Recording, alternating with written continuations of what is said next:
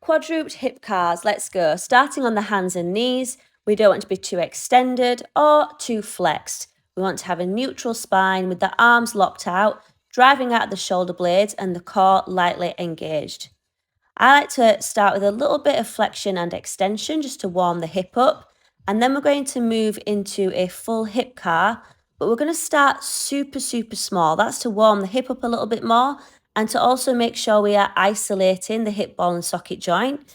You want to make sure the lower back in particular stays stable. So the lower back shouldn't flex, it shouldn't extend as you move through this movement. Next up, we're going to slow it down and break up each individual phase. This is external rotation. We keep the knee high, rotate the heel down. Try and keep that knee high as we pull the knee towards the elbow and guide back underneath slowly.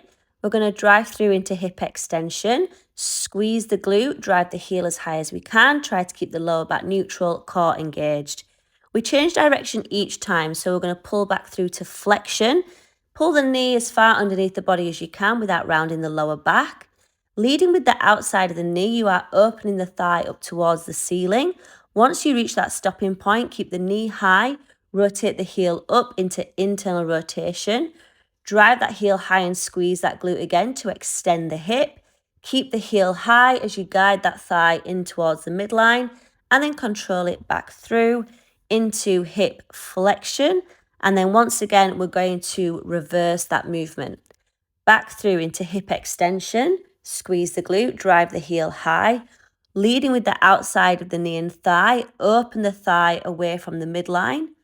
Once you reach that stopping point, keep the knee high, rotate the heel down, and then keep the knee as high as you can as you pull back towards the elbow and guide the knee back under the body.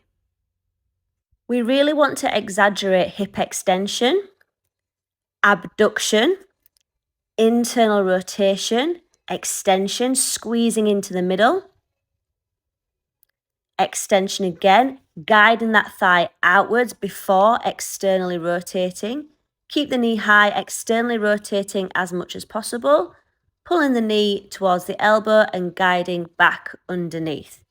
I'm going to show you from a different angle so you can see that internal and external rotation a little bit more. It's important to remember that we are starting small, and then with each rotation, we aim to get a little bit bigger, and we also aim to put a little bit more effort in. So it feels like we are using more of the strength in that hip to create the movement with each repetition. This is abduction, internal rotation. And in the opposite direction, it looks like this: abduction, external rotation. To increase the effort each time, we need to increase whole body tension, so driving through the floor more and engaging the core. And it's really important to master that abduction to internal rotation and abduction to external rotation.